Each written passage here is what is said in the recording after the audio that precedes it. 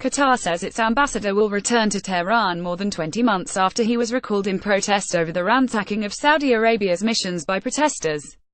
The decision defies demands by Saudi Arabia and several Arab allies that Doha sever remaining ties with Tehran. Qatar's foreign ministry announced on August 24 that its ambassador would return to resume his diplomatic duties, without specifying an exact date for the ambassador's return or providing his name. A statement said Doha was seeking to strengthen bilateral relations with the Islamic Republic of Iran in all fields, adding that Qatari Foreign Minister Sheikh Mohammed bin Abdul Rahman Al Thani had discussed the matter in a telephone call with his Iranian counterpart, Mohammad Javad Zarif. Later in the day, Iranian Foreign Ministry spokesman Bahram Qasemi said that during the conversation late on August 23, the Qatari side expressed their desire to send their ambassador back to Tehran, and we welcomed this decision. The development of relations with our neighbors is an absolute priority for Tehran, Qasemi added. Qatar recalled its ambassador to Iran in January last year after Saudi Arabia cut ties with the Islamic Republic, accusing Tehran of failing to protect its embassy in the capital and consulate in Mashhad against protesters who had ransacked them. The protests followed Saudi Arabia's execution of Sheikh Nimr al-Nimr, a prominent Shiite cleric in the kingdom who had rallied anti-government protests. Riyadh said the execution was justified as part of its war on terrorism.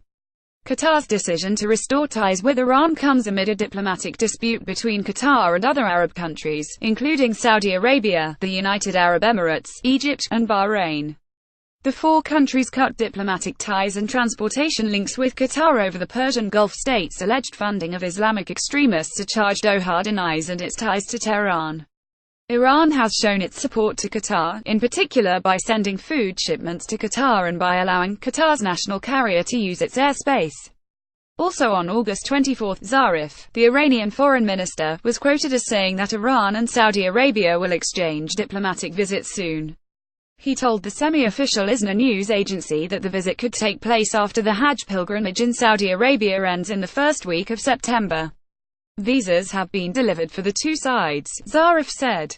The final steps need to be completed so our diplomats can go inspect our embassy and consulate in Saudi Arabia and for Saudi diplomats to come inspect their embassy and consulate.